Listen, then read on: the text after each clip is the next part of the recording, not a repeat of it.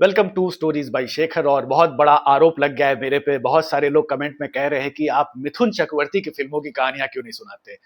भाई बड़ा गंभीर आरोप है। मिथुन चक्रवर्ती की फिल्मों की कहानी क्यों नहीं सुना रहे। सुनाया है, वैसे मैंने गुलामी की कहानी सुनाई थी।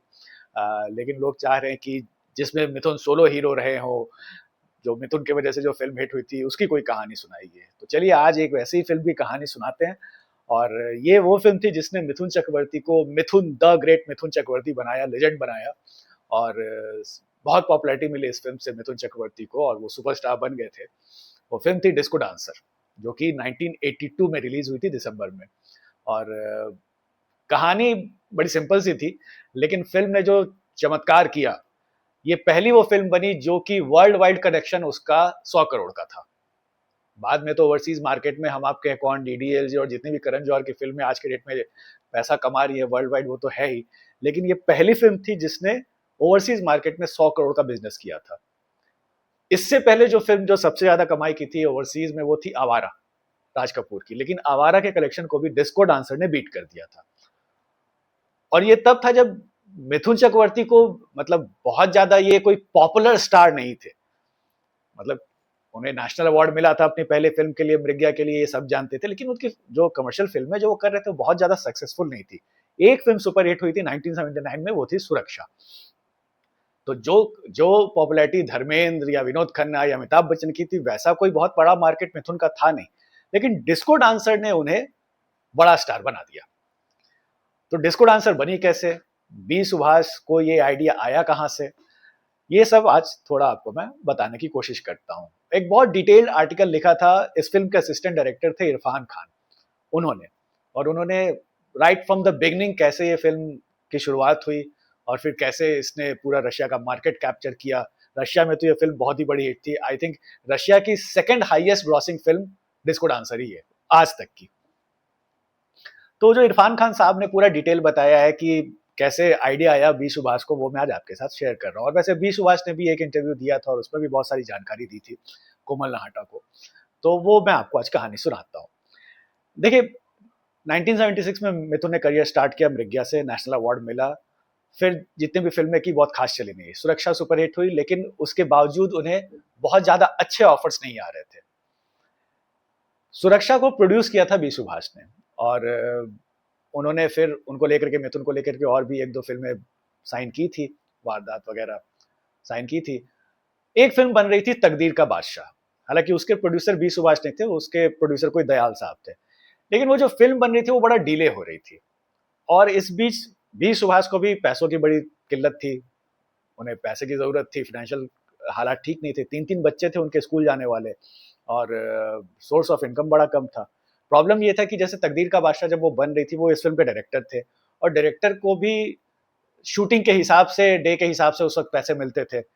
सारे टेक्नीशियन, कैमरा पर्सन, डायरेक्टर, सबको आज इतनी शूटिंग हुई, आज इतने पैसे ले लो। तो जब शूटिंग ही बहुत कम कम दिनों पे, बहुत ज्यादा ज्यादा दिन के गैप पे हो रही है, तो फिर पैसे का जो सोर्स है वो भी मतलब एक तरह से ड्राई हो रहा है। तो उन दिनों वो बड़े परेशान थे और सोच रहे थे कि क्या किया जाए। हालांकि वो, एक उनमें बी सुभाष में एक खास बात थी कि उन्हें ताश खेलने का बड़ा शौक था। और वो जीतते बहुत थे। ताश खेलते थे तो जुआ जब भी होता था तो अपने दोस्तों के साथ खेलते थे और उसमें जीतते थे। तो कई बार वो जो जीता हुआ जो पैसा था जुए का, उससे वो अपना घर चलाते थे। लेकिन उन्हें लगा कि यार, ये जुए ताश के पैसे से घर चलाना बड़ा मुश्किल है, ये कोई सही तरीका नहीं है।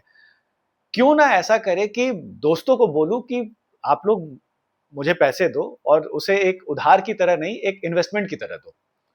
और वो तो तभी देंगे जब मैं कोई एक ऐसी फिल्म बनाऊंगा जिसके लिए वो लोग पैसा लगाने को तैयार हो। तो वो सोच रहे थे कि कुछ तो मुझे करना पड़ेगा। इस बीच तकदीर का बादशाह टाइमली बन नहीं रही थी, तो उन्होंने एक और फिल्म उठा ली थी डायरेक्ट करने के लिए। वो फिल्म थी नवीन निश्चल की हिसाब किताब। लेकिन उसके भी प्रोड्यूसर जो थे, वो भी इस फिल्म को बहुत डिले कर रहे थे। तो बी सुभाष को लगा कि मुझे जल्द से जल्द कुछ तो करना पड़ेगा, फिल्म एक बनानी पड़ेगी और तभी इन्वेस्टमेंट मुझे मिलेगा, और अगर मैं अच्छी फिल्म बना दूंगा तभी मेरी जो कंडीशन है ये ठीक होगी। तो बहुत सारे आइडियाज की तलाश में थे बी सुभाष। तो एक दिन क्या हुआ कि एक मैगजीन की दुकान में गए और वहां पे कुछ बुक्स वगैरह खोज रहे थे, तो इन्हें एक बुक दिखा। उस बुक का टाइटल था डिस्को डांसर। तो वो, उस वो बुक थी actually the fashion of disco in world. तो उसके बारे में थोड़ा-सा उन्होंने पढ़ा और उन्हें लगा कि यार ये टॉपिक बड़ा अच्छा है और ये जो डिस्को का जो क्रेज़ है, ये वर्ल्ड वाइड अब ये स्प्रेड हो रहा है और बहुत जल्दी इंडिया में भी आ जाएगा। तो मुझे थोड़ा इसके तरफ ध्यान दे करके अगर इससे रिलेटेड कोई टॉपिक पे मैं फ़िल्म बनाऊँ, तो शायद कुछ नया होगा ऑडियंस को दिखाने के लिए, क्योंकि बाकी तो जैसी फ़िल्में बन रही है, सो बन ही रही है। हालाँकि एक डिस्को नंबर जो था, वो तकदीर का बादशाह में भी बी. सुभाष ने सोचा था कि एक डिस्को गाना मैं रखूँगा। तो सोचा कि अब जो फ़िल्म बनाऊँगा पूरा का पूरा डिस्को डांस के ऊपर ही मैं ये फ़िल्म बनाना चाहता हूँ और इसको थोड़ा-सा इंडियनाइज़ करूँगा, इसमें इमोशंस डालूँगा।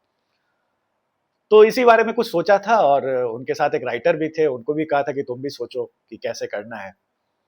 इस बीच तकदीर का बादशाह की शूटिंग हो रही थी, तो एक दिन सेट पे शूट चल रही थी, तो अचानक मिथुन चक्रवर्ती आए और अपने कमरे में गए और वहाँ पे बिस्तर में तकिए में सर झुका करके वो थोड़ा-सा एकदम बहुत उदास थे, शायद रो भी रहे थे।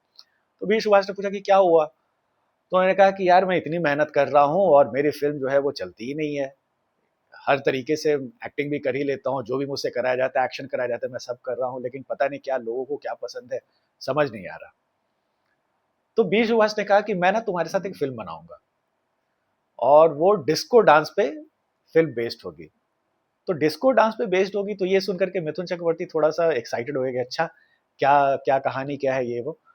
तो उस समय तो बहुत ज़्यादा कहानी उनके दिमाग में नहीं थी, उन्होंने बस एक थोड़ा-सा ब्रीफ आइडिया दिया कि एक लड़के की कहानी होगी जो कि जिसे डांस का बहुत शौक है, लेकिन बचपन में कुछ ऐसा होता है कि उसकी और उसकी माँ की बहुत इंसल्ट कर देता है कोई एक बड़ा इंसान, बड़ा बिज़नेसमैन, और फिर ये बड़ा होके डिस्को डांसर बनता है और उस इंसान से बदला लेता है, कुछ ऐसा ही सुना दिया। अब सुन करके मिथुन चक्रवर्ती बड़ा एक्साइटेड हो गए कि अरे वाह! ये तो बहुत सही है कॉन्सेप्ट, मेरे हिसाब से बननी चाहिए इस पे फ़िल्म।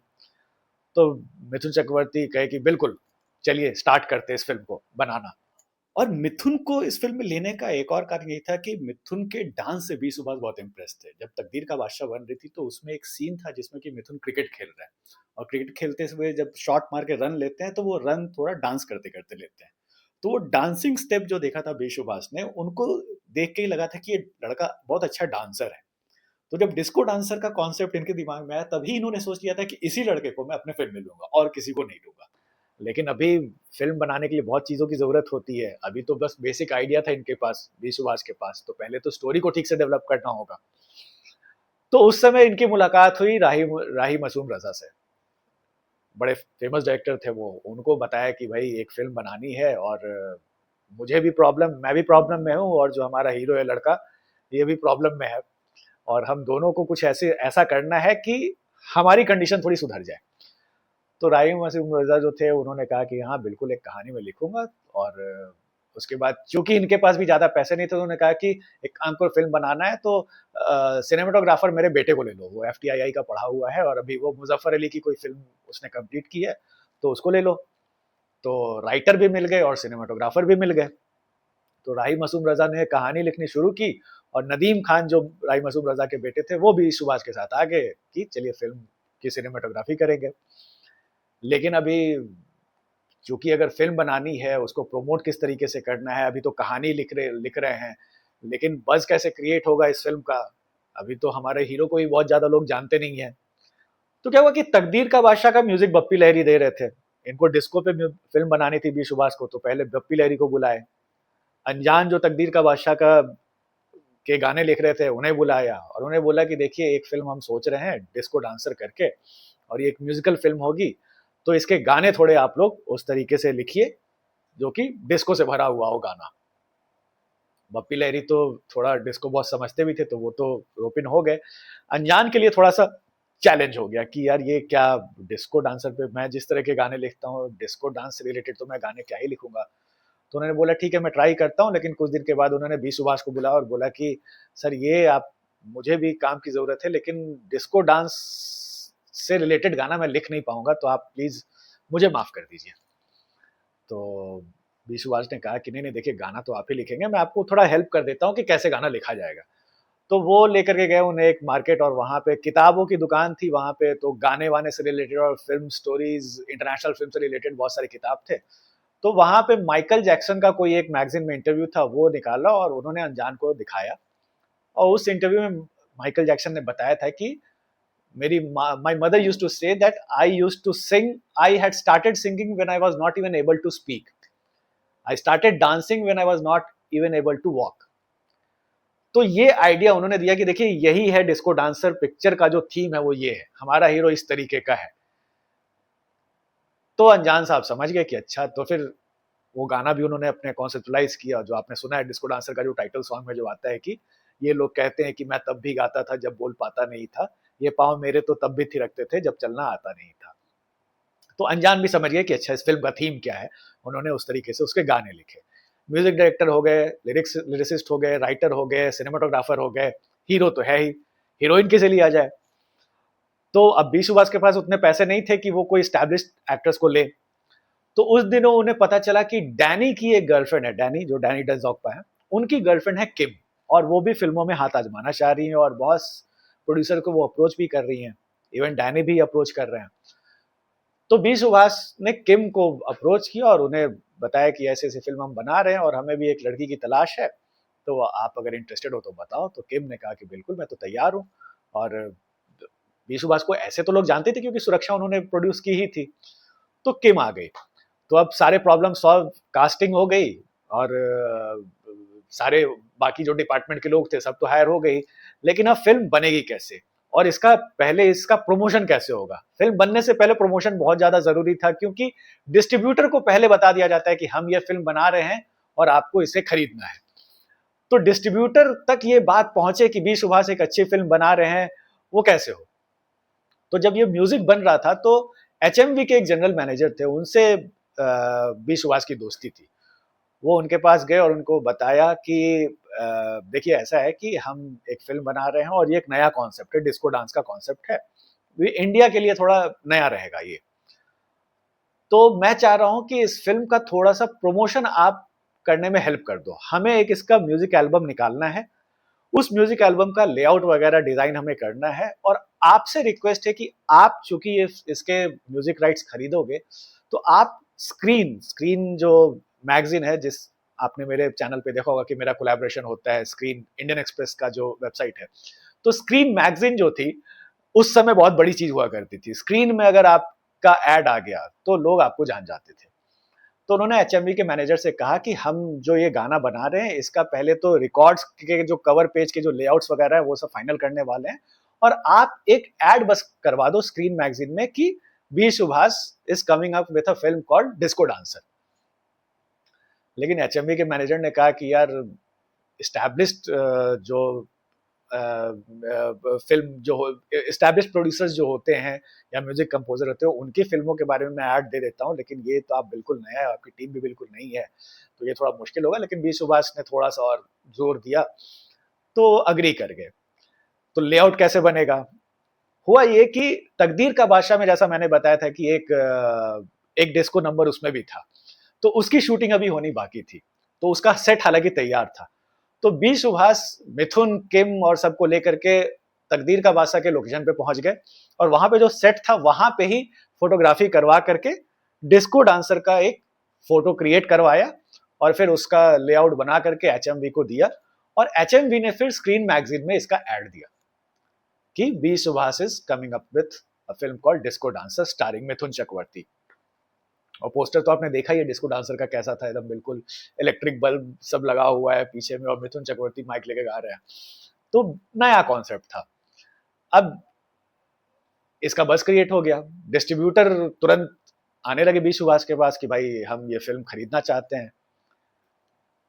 और कैसे बस हो, क्या हुआ कि मुहूर्त उस समय होता था हर फिल्म का, तो इन्होंने बी सुभाष ने सोचा कि और अभी क्योंकि मैं जिस तरह की फिल्म बनाऊं उसका इंटरनेशनल मार्केट में भी बज होना चाहिए, हालांकि अभी शूटिंग स्टार्ट नहीं हुई है, तो इसका बस थोड़ा और मुझे लोगों के सामने क्रिएट करना है, तो पहले इसका मुहूर्त करते हैं, और मुहूर्त में बहुत पब्लिसिटी करवाते हैं। तो एक सेठी स्टूडियो होती थी, हुआ करता था बॉम्बे में, और उसमें वो स्टूडियो इसी वजह से जानी जाती थी कि बहुत बड़े बड़े फिल्मों के मुहूर्त वहां होते थे, खास करके अमिताभ और धर्मेंद्र के। तो उसको बुक किया गया और उसका एक सर्टेन पोर्शन बुक किया गया, पूरा नहीं, क्योंकि पूरा स्टूडियो बुक करना मतलब पैसे और ज्यादा देने, और पैसे की इनके पास कमी थी। तो वो स्टूडियो बुक किया गया और उनका एक छोटा सा हिस्सा बुक किया गया, और उसमें एक मुहूर्त का शॉट वगैरह सीन शूट हुआ। अच्छा, उस स्टूडियो में शूट तो हो गया, लेकिन उसके पैसे वो बड़े पैसे बहुत ज्यादा चार्ज करते थे। तो उस मुहूर्त में बहुत सारे मैगजीन के लोग आए, डिस्ट्रीब्यूटर्स आए, देखा, उसके बाद फिर सब लोग चले गए। स्टूडियो वालों ने पैसा मांगा कि भाई हमें पैसे दीजिए। तो उन्होंने कहा कि क्या, क्योंकि उस वक्त क्या होता था कि कैंस में फिल्में शूटिंग होती थी, एक डब्बा और जो रील वाला होता था उसमें फिल्म के सीन शूट होते थे, और फिर स्टूडियो वाले को आप पैसे दो तो आपको वो कैंस डिलीवर करते थे। तो इन्होंने मुहूर्त शॉट ले तो लिया वहां पे, लेकिन खरीदा नहीं उस कैंस को। बोला कि अभी इस कैंस को आप अपने पास ही रखो, जब मैं लेने आऊंगा तब मैं इसके पैसे दूंगा। तो कैंस उनके पास ही रह गए, पैसा स्टूडियो को दिया नहीं, लेकिन पब्लिसिटी खूब हो गई कि सेट स्टूडियो में इस फिल्म का मुहूर्त हुआ है। तो धीरे धीरे इसका बज और होने लगा, और क्योंकि डिस्को की बात थी तो इंटरनेशनल मार्केट में भी थोड़ी इसकी न्यूज गई कि एक अलग तरीके की फिल्म बन रही है। बी सुभाष चाह रहे थे कि थोड़ा और पैसा आए तब मैं इसकी शूटिंग स्टार्ट करूं, लेकिन चूंकि डिस्ट्रीब्यूटर इनके पीछे पड़ गए थे कि कब कब स्टार्ट कब हो रही है, रिलीज कब हो रही है, बताइए हमें। तो इन्हें लगा कि लगता है मुझे जल्द से जल्द करना पड़ेगा। तो फिर इन्होंने अपने और दोस्तों को बोला कि भाई हमें पैसे की जरूरत है, हमें मदद करो और हमें ये फिल्म कंप्लीट करनी है।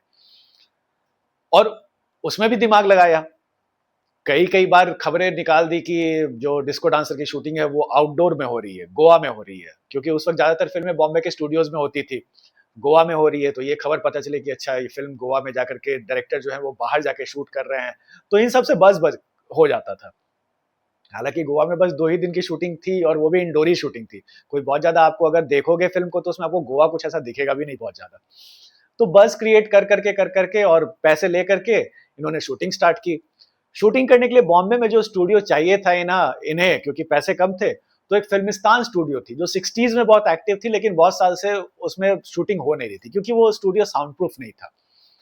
तो बी सुभाष ने बहुत सारी सीन जो है इस फिल्म के उसी स्टूडियो में शूट की, और चूंकि वो साउंड प्रूफ नहीं था तो बाहर के साउंड अंदर नहीं आए, तो इस वजह से रात में शूटिंग होती थी सारे सीन्स के, ताकि बाहर भी शांति है तो अंदर भी वो डिस्टरबेंस ना हो।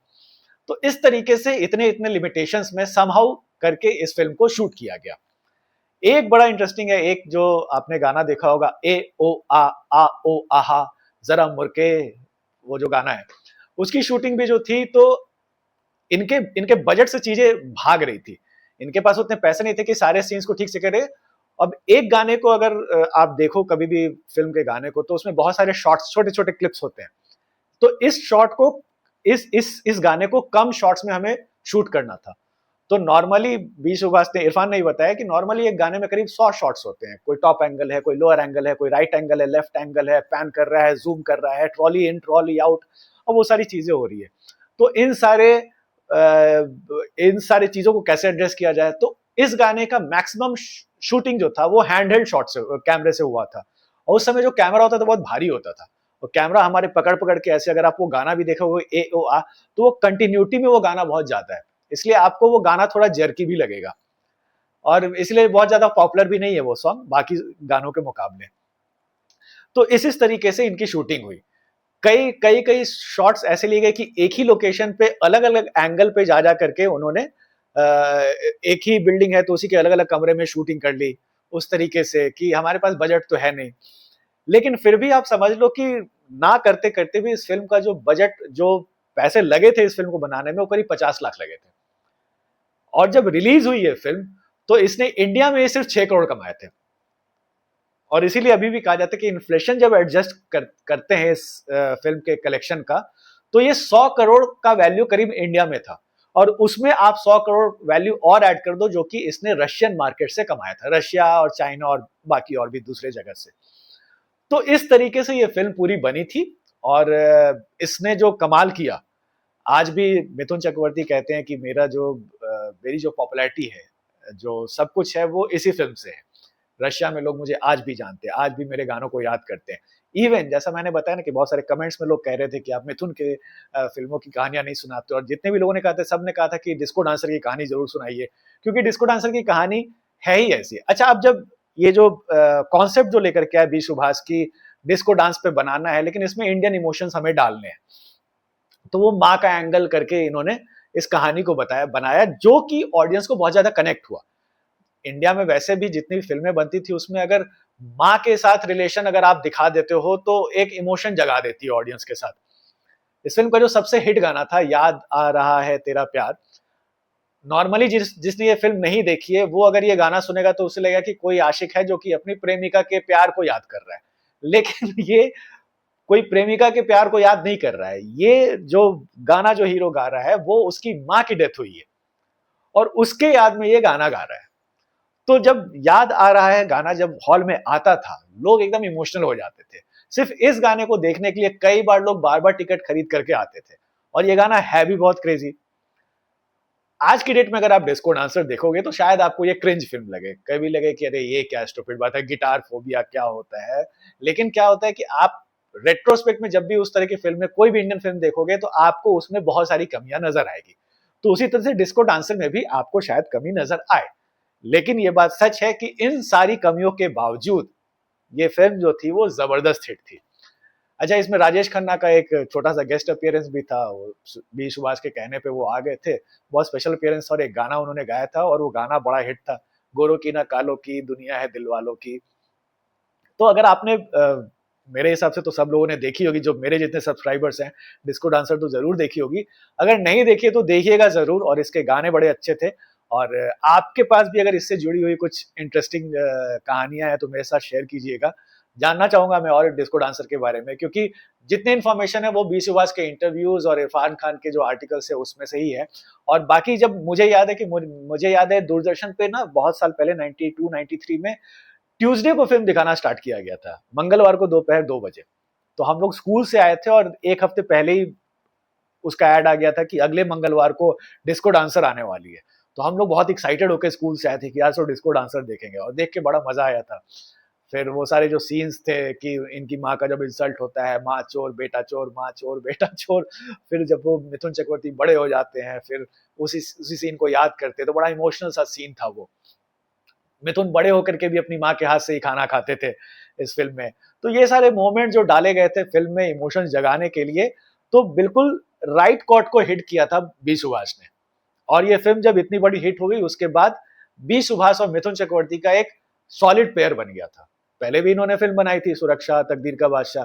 डिस्को डांसर के बाद उस कोलैबोरेशन को और सीमेंट कर दिया गया। इसके बाद डांस डांस, कसम पैदा करने वाले की बहुत सारी फिल्म बनी, सब हिट हुई। और मिथुन के करियर को डिस्को डांसर ने कहां से कहां पहुंचा दिया ये आप सबको पता है। तो ये थी कहानी डिस्को डांसर के बनने की। बताइएगा आपको ये कहानी कैसी लगी और मेरे साथ भी अपने इमोशन शेयर कीजिएगा डिस्को डांसर से रिलेटेड। अब आते हैं क्विज पे। पिछले वीडियो में जो मैंने सवाल पूछा था कि मेरा उसूल है मैं जब भी मारता हूँ घर में घुस के ही मारता हूँ, ये जो डायलॉग था वो अमिताभ बच्चन ने ही बोला था शान में, और सबने सही जवाब दिया है। अब आते हैं आज के क्विज पे। 7 दिन, 7 दिन का खेल है, 8वें दिन तुम्हारे मुल्क का निशान इस दुनिया से हट जाएगा। चलिए बताइए किस फिल्म का डायलॉग है। मिलते हैं नेक्स्ट एपिसोड में। Thanks for watching.